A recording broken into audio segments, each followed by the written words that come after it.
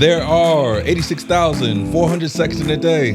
Let's not waste another second. Welcome to the No Advice Needed podcast. I'm your host, John Joshua. 2 first names, no middle name. I rarely take the middle ground on anything. That's why I'm good at consulting. Before you go on your next date, implement this new and easy 2023 version of dating. Enjoy the journey of expanding the marriage vibe like never before. Get excited about learning how not to be just another old married couple. Learn how to be marriage goals on every date, not just wedding anniversaries. On this episode, we will go over the most forgotten ingredient for married couples dating, 30 ways to be the GOAT of dating, how to balance your champ and #1 contender status, what to do on your next date to instantly improve your marriage. Episode 7, 30 ways to be the GOAT of dating. Is your marriage terminally ill?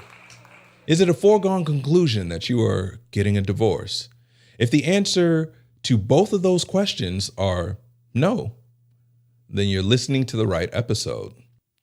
According to the New York Post, there was a study that surmised Gen Zers will have better marriages than older generations.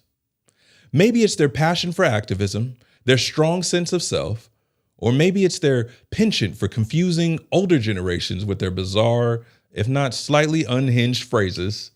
What probably doesn't come to mind is their strong marriages. Well, it turns out that is exactly one of the key things this generation will be known for in the future, according to Tinder. According to Tinder's new Future of Dating report of 2023. A dating site predicting that their future customers, their future younger, youthful customers will have better marriages if they get on Tinder. No conflict of interest at all. Nothing wrong with that at all.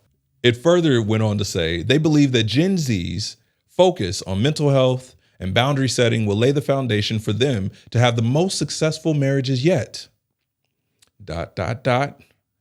They are, however, less interested in marriage than previous generations, preferring to focus on creating fulfilling lives.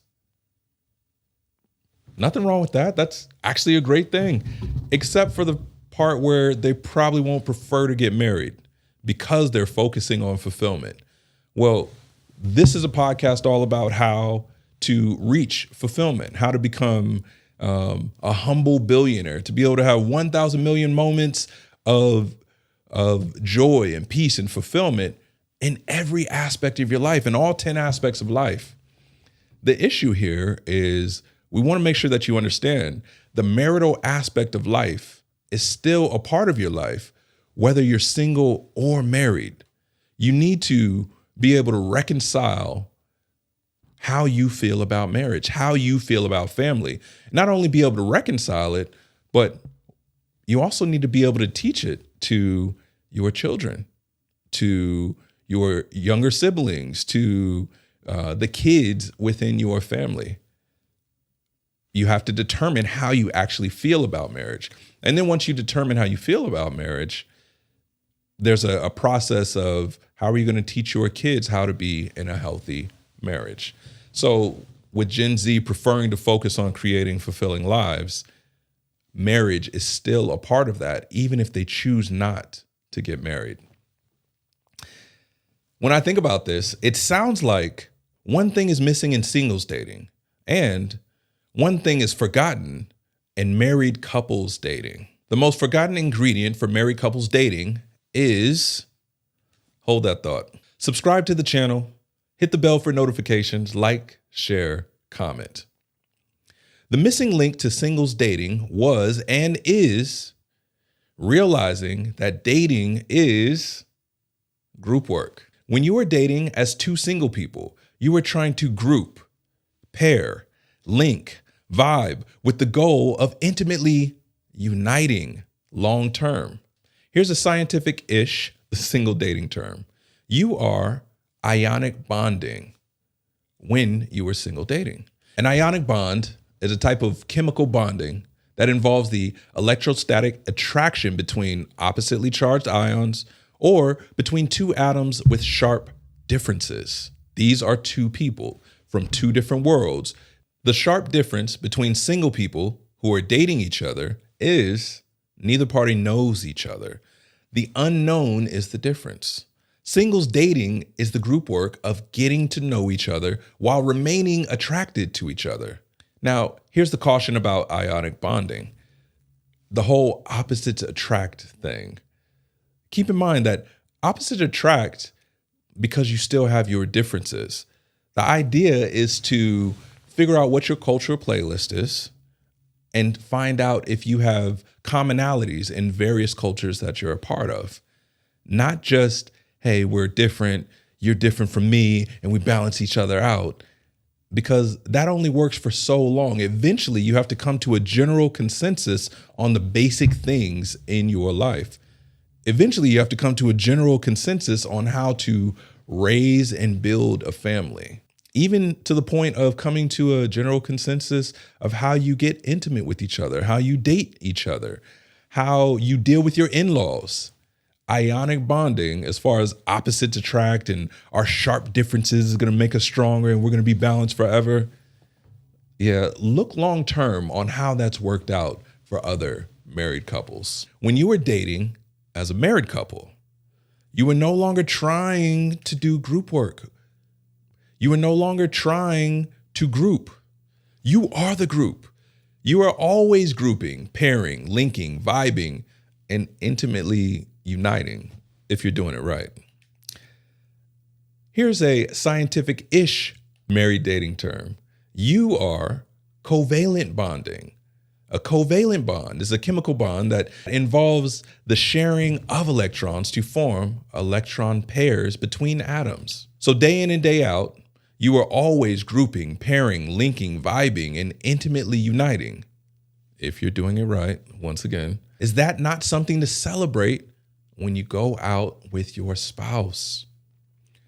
Oh, you must have forgot how lonely it is and was when you were all out there ionic bonding. Tinder gone wrong? Ionic bonding.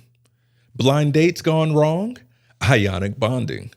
Sneaky what? Ionic bonding. Unlike science, when your dating life is just ionic bonding, it doesn't make a compound bond. It just compounds your loneliness and adds compound interest to your depression and leaves you stuck in a lonely compound that you call home. I'm not single shaming. Some people are happiest being single, but that's not you, because this is 30 Ways to Be the GOAT of Dating, the married edition. You're married. Here we go. 30 Ways to Be the GOAT of Dating. What you're going to do first is you're going to apply all 23 ways from episode 3 to your marriage. Those 23 plus the additional 7 from this episode will make you the GOAT of dating. Here's the recap from episode 3. 23, know your type. 22, date with a view to romance. 21, don't date when you're financially desperate. 20, don't date when you're emotionally desperate.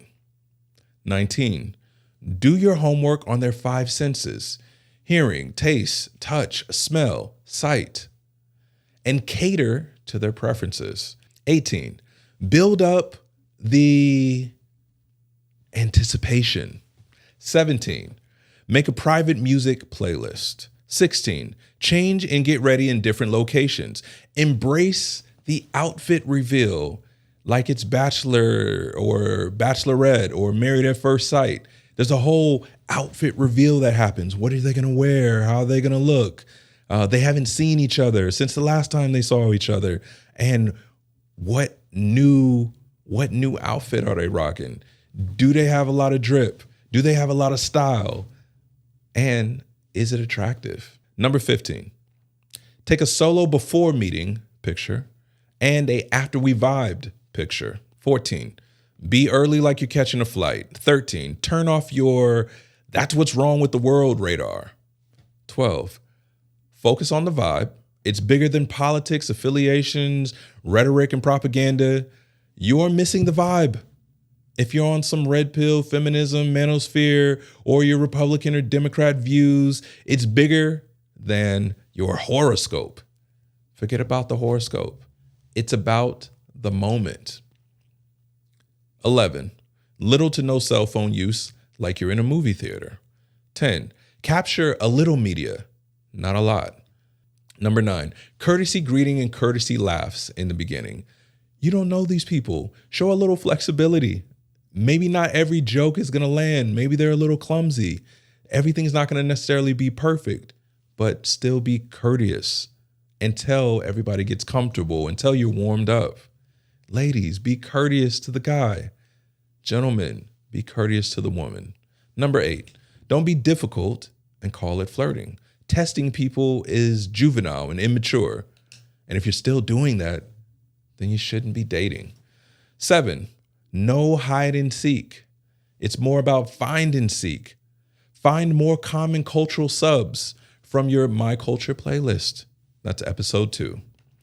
6, flattery without lying, no love bombing. 5, positive reframes. Protect the moment like it's prom. Protect the moment like it's a wedding. Protect the moment. Number 4, stay in step. Keep the beat with the no, you go dance.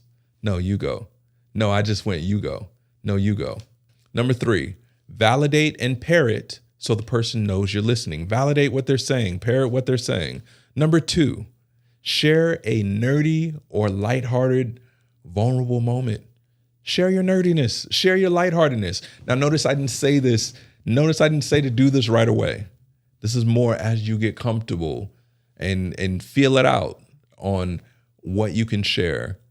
Of course, eventually you're going to share everything, but it doesn't hurt to be a little corny, a little lighthearted. Go ahead and be cool all you want to forevermore until you either take some losses or you get hurt or people double cross you. See how cool you remain when all your emotions are out of whack. But share a nerdy or lighthearted moment, but keep your crazy in check. And finally, number 1, once you're done with the date, be brave enough to share your real-time conclusion. How do you really feel? How did you feel in the moment? Is it a vibe or not? Subscribe to the channel. Hit the bell for notifications. Like, share, comment. Let's get a little more comfortable. Episode 3. We counted down from 23 to 1. Now, with the remaining 7, we're going to count up to 30. Here we go. 24. Release all the past L's. Apology and therapy. Release the buildup of all the things that you've done wrong in the relationship. Release all of that through an apology. Rehash it and release it. Consider this. Do the work in the therapy individually. That's what's needed. Have you matured beyond your past mistakes? Were you willing to get therapy from it? And all therapy means is getting healing, improving, growing, admitting that you were wrong. If you can't admit that you were wrong in a relationship, then you're not doing very good group work. And that's just basic dating for singles. When you're married, you admit that you're wrong. You figure out what's the best ways to proceed. You figure out how to be more efficient, how to be more productive. And then you get to celebrate it. That's the whole point. In marriage, when you're dating, you get to celebrate. You get to celebrate the rediscovery of celebrating each other. This is what you're supposed to do. Release the past L's and rediscover why you celebrate each other, why you connect with each other. Start the fulfillment journey. Go through your 10 aspects of life. Where can you improve? What can you build on? What can you gain confidence in? Because that's what comes out on the dates. If you don't have anything to celebrate in any aspect of your life, what type of date is that going to be with your spouse? They're improving in their life, in their aspects. Your aspects are falling off. They're still 7 out of 10 of them are in survival mode, and you're still acting the same way that you acted when you first started dating. I don't care if you're early 20s and you got married and you're 22, you started at 22 and now you're 24. There's 2 years of growth opportunity that you should have been taking to improve all aspects of your life. So you have something to celebrate 2 years later. You have something to show for it. Both parties need to be doing that. Men, there should be improvement in how you provide, how you protect, how you love, and how you build up your family and your household. Ladies, there should be improvement with how you react to things, how you still improve your inner self, how you improve your external self. Don't get complacent just because you got the person, just because you got your guy. That doesn't mean like, oh, you just have to love me any way that I am. Love me for me, not love me for what attracted you to me. You know how crazy that sounds? What do you? That's ridiculous. Even in regular things, when you buy something, when you buy an iPhone or when you buy a car, if it doesn't perform in the same way that you expected it to when you bought it, and the performance and the quality goes down, eventually it gets replaced. Now, marriage is completely different from one's connection with their technology or things, but it still applies. Like there should be an improvement happening, and we will go over that. 25, getting dressed with your spouse in mind. You need to be wearing your I celebrate you outfit every single time because it is a celebration. Now, it can be the same dress. It could be the same skirt. Guys, it could be the same jeans, the same shirt. It can be the same outfit, but there needs to be something different about it. At the very least, it needs to be your attitude is different. There's a new attitude because something just happened in your life, something that you improved on, something that you've been working on, something that you're passionate about. That's what you should be clothed in. You should be clothed in confidence at the very least. And then that the outfit, the external outfit should reflect your confidence. Like, hey, I'm feeling so good today. I'm about to unbutton my shirt and feel real Miami. I'm about to wear some green pants with some Timbs or whatever style of shoes that I like. My wife hated it whenever I'm feeling really good and I like to have like a loud color randomly. She doesn't like it, but she definitely respects that I'm confident in what I do. But she does like my confidence because I'm always clothed in my confidence. And when we go out, we're celebrating.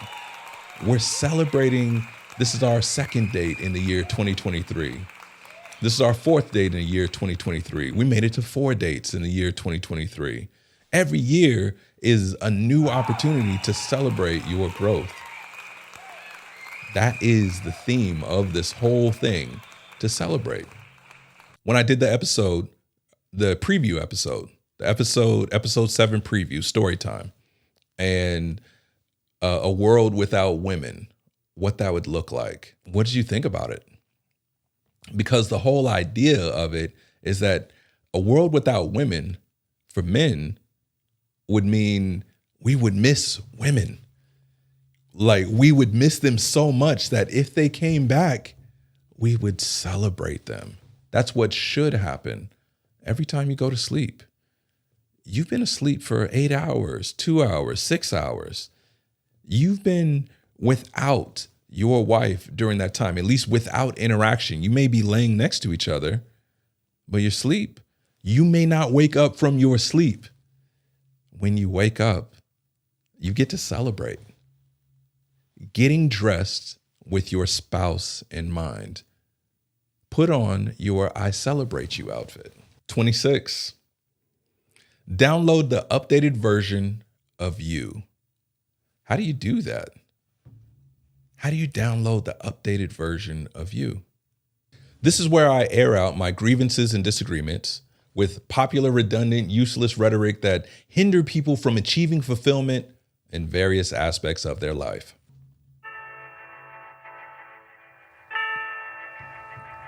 Yeah. Long live. Long live the right answer. And may you pass it on to your kids so it lives even longer. You're as young as you feel. 50 is the new 30. You're as young as you feel. Look at my gray hair. I'm old. You're as young as you feel. Age ain't nothing but a number. You're as young as you feel. You don't look a day over dead. You're as young as you feel. How old do I look? You're as young as you feel. And the list goes on and on. The phrase, you're as young as you feel, is fruit from the poisonous mindset tree. Shout out to lawyers and legal definition.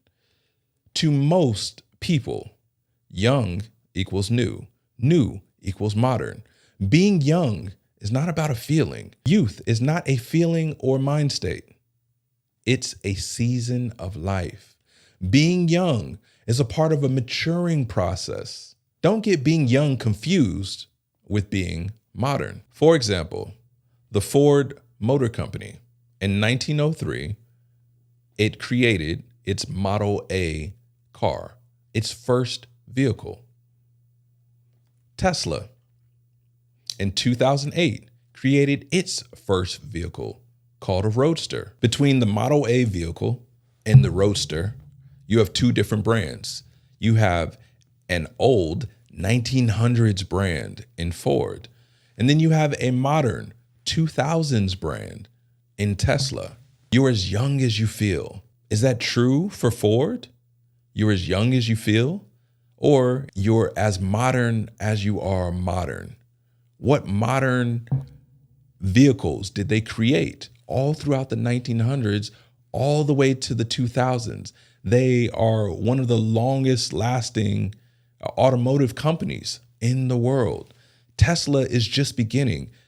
Does it mean Tesla is better because it's newer? No. Tesla has to prove itself, just like Ford has to prove itself. So in 2024, Ford is going to come out with various modern models of vehicles. Tesla is going to come out with various modern models of vehicles. And they compete based on the quality, the style, the production, the consumer's opinion and reaction to it. You're as young as you feel. It has nothing to do with feelings. It has everything to do with what work did you do to make yourself modern. Age mainly indicates the year you were manufactured and created. Age is not indicative of how modern you are. However, the last updated version of you is indicative of how modern you are. And depending on how long ago your last update was, can lead to you feeling old. When you don't have an updated version of you, when you're no longer modern, that's when you get old. That's when you feel old. So when people say, oh, look at that old married couple, they're kind of saying, oh, look at that old, outdated married couple. Look at that old, non-modern couple. 26. Download the updated version of you. Who is 2023 you? What fashion does 2023 you have? Ladies and gentlemen, can you answer that? What music does the 2023 you listen to? And it could still have its classics and its favorites, but did it try to find something new that they actually liked during this time frame? Who is the 2023 you? What vernacular is the 2023 you utilizing? I have to apologize to my daughter, Tanel. Oh, I love you so much. Kind of going back to the whole Gen Z side. So she's Gen Z and I am I consider myself to be Generation X. I think I'm like 1 year off and I'm a millennial, but I don't accept that. So, anyways, as she was learning and growing her vocabulary, she came home one day and she was in high school and I told her to do something and she was like, say less. I was like, don't you tell me to say less? Are you telling me to talk more? Or you're telling me to talk less right now? I don't like that. That's disrespectful. She was like, no, just say less. I'm just saying, say less. I was like, hey, don't be bringing all them trends home. That's not going to work with me. Go talk to your little friends like that. I got old so fast because I was refusing to accept some of the vernacular. Now, I'm not going to accept everything that my kids say just because it's new. Just because it's new, it doesn't mean that it's appropriate or that it's professional, or it doesn't mean that it's right. But also, just because it's new and it's young, it doesn't mean that it's not professional or that it's wrong. And so, Nels, I apologize. I'm sorry. Say less. Find out who are you in this year. What's your fashion like? What's your music like? What's the vernacular like? Find the modern, authentically blended you. Take that person on your next date. This will demonstrate how progressive you are because we celebrate progression. Oh, remember when we used to wear this? Remember when we used to say this? Now look at us. Wow. Yeah. Feeling good. Bigger, better, more modern, updated, blended with classic. Blend the modern with the classic. Find the best parts of both. And that's who you should be. That's who you should authentically be if that's you. Find what that is. 27. Update your theme music. What is your superhero background music? When you step in a club, when you step in a restaurant, what song do you have playing in your head? What is your modern day song? However you feel, what makes you feel good from a modern standpoint, a modern song? Find it, enjoy it. And that's what you take on the date with you. That's what you celebrate. Once again, every year you're updating a new version of you. Every season you're updating a new version of you. And that's what you're celebrating on every single date. Hey, look what I found in myself that I like. This is now added on to who I am. With my wife, both of us, me and Tosh, I've realized that, and I did mention this in episode 3, but I've realized that she's not going to have the same favorite color forever. She's not going to have the same favorite flowers forever, same favorite foods. We're going to be introduced to all types of things, and you're going to have new favorites. And when you go on dates as married couples, you're sharing those new favorites. I'm sharing the new favorite with my wife. And then ladies, you find out what their new favorites are and you do those things, or you show those things, or you be a part of those things. Be passionate about that. What is your superhero background music? How do you feel when it comes on? Bring that vibe to the date and share music with your spouse and tell them how you feel when you hear it. Episode 3 was about finding music that makes you think of them. This time, you're bringing your music that's about you. 28. Grand reaffirming before, during, and after the date. Grand reaffirming. All right, so you got down on one knee one time in your life.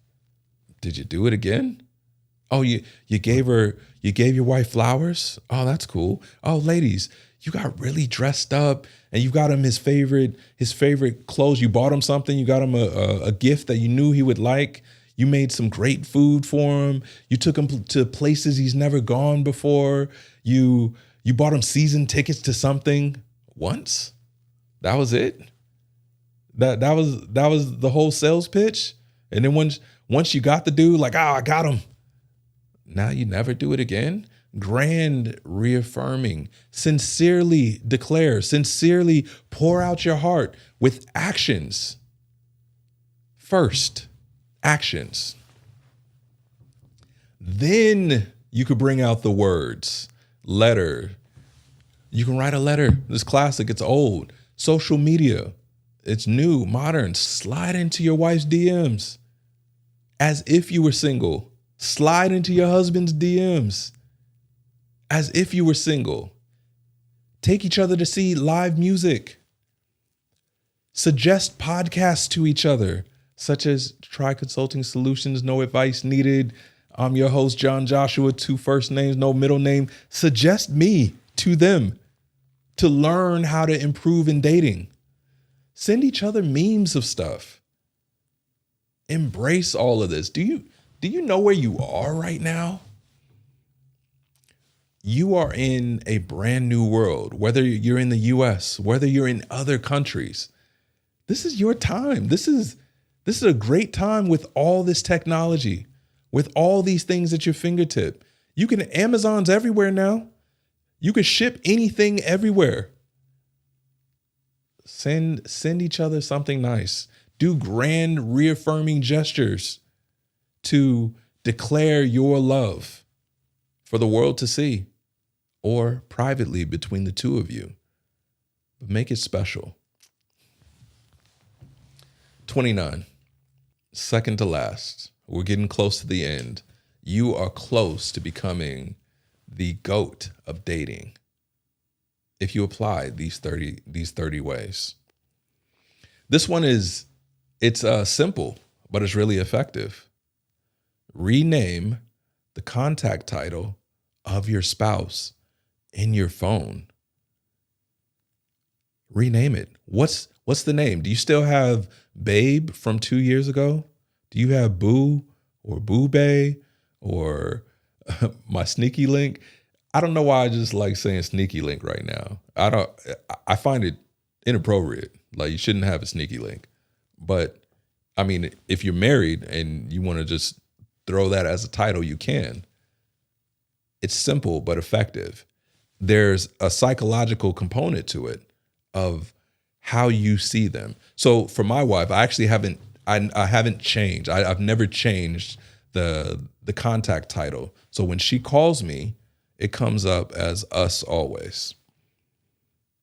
And that's always been the theme of our relationship. No matter how much money I make, it's us always. No matter how much money she makes, it's us always. When she graduated, got her undergrad or her master's, us always. When I graduated undergrad, or when I became a cop, or whatever successes I've ever had, it's us always. I look at us as one, the way it should be, the way it should be in its healthiest form. Now, you can do whatever you want. Maybe you have separate everything, and it's two individuals partnering together. We're partners. That's fine. So be it. If that works for you. But if it doesn't, then I could tell you what works for me. I can tell you why we're always marriage goals. And that's because both of us agree that it's us always, that it's 2 yeses when we make big decisions in our lives. Every big decision that we make, it's 2 yeses together. And then whether we win or lose, we do it together. We come to some form of conclusion together. And then we celebrate either surviving the loss that we took and learning from the loss, or we celebrate the W. We celebrate the win. When we go on dates, we're celebrating. We're just collecting W's. And then we're just laying them out on the table like, hey, remember when we did this? Remember how we did this? How did you feel? What did you think was going to happen? That's crazy. I know. Cheers. And again, cheers. And again, cheers. Rename the contact title of your spouse in your phone. Change it up. Maybe it's something new that you like about them. Like right now, it could be, my shoulders that my wife likes. It could be my smile. It could be a new cologne that I'm wearing. Maybe she puts that in there. I love my wife's long legs. I may change the title to Long Island. Long Island, like long leg. Anyways, doesn't matter. 30. We made it. Here we are. 30. Step your dating game up all the way. Air, land, and sea. Have you done something? Have you flew somewhere? Have you driven somewhere new? Have you sailed the seas to different locations, destinations? I don't care if it's paddle boating. Did you do it together? Did you confess love? Did you celebrate? Like, oh, look at us. We're out here paddle boating. I don't care if it's the corniest thing. I don't care if it's something of a different culture. I don't care if it's the most uncomfortable thing. Do it together. Dates. Dating should not be locally anymore. It can be local, like new places all the time, but you should be expanding out, just like the military, the air, land, and sea. You're trying to conquer all these different environments. You're trying to go to bucket list places. And then once you're done with the air, land, and sea, maybe space. Have you dedicated a star or some type of new comet or some planet? You need to take your celebration and the way you go on your dates to the next level on some Star Trek stuff, on some Star Wars stuff. Like, even bring it back down to earth. Go to Comic-Con. Go to something weird. I'm sorry if I offended anybody. It's not weird to like comics. All right. Once you do all 30 ways, you will officially be the GOAT of dating. Good job. Yeah. It looks good on you. Wow. I'm thinking another 40 years right now just from this episode. Another 40 years of happiness. But I'll continue to give you installments. So me and Tosh, we have all types of things planned for you guys. Subscribe to the channel. Hit the bell for notifications. Like, share, comment. Now, you're almost ready to go on your next date. Just by remembering that you are always celebrating you and your spouse's group work victories. The same way you did on your wedding day. Now, there's a difference of becoming the GOAT and staying the GOAT. Has slightly different mindsets. Yes, the greatest of all times, it means just that, greatest of all time, until someone surpasses you. Michael Jordan was the greatest of all time. We already know that. Before he was the greatest, there were other greats that were in contention, whether it was Wilt Chamberlain or Bill Russell or Magic Bird, Julius Erving, you name it. Jordan eventually became the greatest of all time. And now there's new NBA players that are also trying to become the greatest of all time, such as LeBron. Do I believe LeBron's the greatest of all time? No. There is a greatest of all time, but it doesn't mean forever, and it doesn't mean eternity. So, as it relates to you, there's a difference between becoming the greatest of all time. Ladies, the greatest of all time dating, when you were single dating. Now you're married. Now you can be the greatest of all time for a specific season. And I know I say sports references a lot. So I'll put it in terms for you, ladies. This is top model versus hottest new model on the scene. So you can be the top model, even the top actress. You can earn all this money over a career, huge span career, most famous. You are at the very top. You are the best at what you do. And then there is the hottest new model that comes along. They're getting all the new attention, all the new media attention. They have new followers. They have huge platforms, all this advertisement. They are gaining success on you faster at a faster rate than you accumulated your success. Now, this is the difference between being the champion. So you're the top model versus being the number one contender. The hottest new model is the number one contender. That's how you have to look at being the greatest of all time when it comes to married couples dating. You already won. You had two of the greatest moments of your marriage. The moment that you proposed And then the moment that you got married, the moment you got engaged, and the moment of your wedding, you became a champion. You can choose to be both. And that's how you stay the GOAT of dating. Choosing to be both champion and the number one contender. Every action you do comes from the place of two of the most important days of your life, proposal and the wedding. You celebrated both. You were celebrating the chase and you are celebrating the acquisition. Chase and acquisition. That's the best part about dating, is the chasing aspect. Ladies, when you're chasing a guy that you like, men, when you're chasing a woman that you like, the chase is what new thing did I learn about her?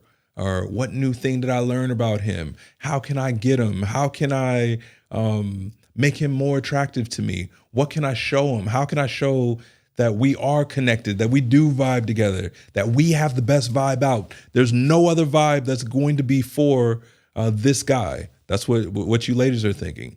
I'm the best person for him. Guys, I'm the best man for her. Then the acquisition happens. The merger happens. Now we're starting to use business terminology.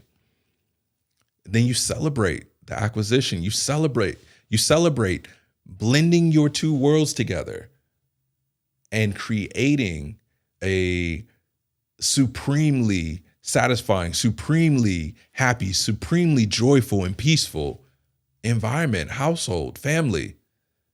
And that's when you become marriage goals. By being the GOAT of dating, you end up being marriage goals. I love this stuff. Oh, I love this. I don't know if you noticed the NBA theme of the whole thumbnail. Somebody let me know who is that thumbnail paying homage to or representing. Yes, it's Curry. Curry's my favorite player of all time. Before it was Curry, it was actually Kevin Johnson. But yeah, that's a sad story, the whole Kevin Johnson. Anyways, and there's a whole side story note. I actually met him once and I was so starstruck that I abandoned my family. And he was like, hey, do you want to include your family in the picture? I was like, oh yeah. I remember I have kids and a family now. But that was in the past. I was really young and Kevin Johnson's career didn't turn out like Curry's career. That's neither here nor there. Let's keep going. What to do on your next date. The final part of this episode. What do you do on your next date? And as you notice, we did talk about covering the air, land, and sea. You're trying to date and expand your dating environments and horizons and maybe even going to space. Well, what I would recommend, look into, and I would love to get sponsored by them. I do not get paid to advertise them. But me and Tosh, we got this whole, the Adventure Challenge, Couples Edition. We got it 2 years ago. Now it's even bigger. There's books and there's all different types of additions to it. This is what I recommend if you want to improve on or break out of the normalcy or the stagnation of the typical Netflix and chill night or movie nights or whatever you usually do, just dinner at some restaurant. Now, I've only done a few of these and it was great. So after all this, in this particular episode, from here on out, we're going to talk about, that's the personal side of things, and this is the business side. What does this episode have to do with business? Well, this particular episode, there's 10 aspects of life and there's 10 aspects of business, and they parallel each other. And as we continue to move forward, Try Consulting Solutions will produce and show materials that apply on both sides to where you can see the connection. So today's episode was about the social and the marital aspect of life. In your personal life, the social and marital aspect of life are very valuable in reaching fulfillment. And if you suffer in those things, if you suffer in the social side of your life, then the other aspects of your life are going to struggle and fail and decrease in fulfillment status. Same goes for the marital aspect of your life. Well, when you translate this over to the business, these aspects of life equate to the social side of business, the social aspect of business, the organizational structure of business, the networking aspect of business. If you're not good at dating and doing group work, and then if you're not good at celebrating the combining of companies or the combining of a business relationship, doing joint ventures, then your business is going to suffer. You'll be terrible at business, just like you're probably terrible at life. So business requires you to have a social aspect that you can engage with people and make contact with people. And then it requires for you to build up your organizational structure when it comes to having employees or dealing with your accountant or dealing with the banks. You're always going to have to interact with people, even if you're self-employed. At some point, you're going to have to interact with people. And even if it's not face-to-face or voice-to-voice and it's only through messaging, you still have to have the proper greetings, courtesies, and social commentary or social colloquialisms of business. It's required. Same goes for the exterior side or the external side, networking. Do you want to get more customers, more clients? Do you want to work with other businesses? You're going to have to network with them. So that's what this episode has to do with business. It's nothing personal. It's just business. Business is always personal when personal interferes with business. It's just my 2 cents, but it could be worth a humble billion. Sincerely, John Joshua. 2 first names, no middle.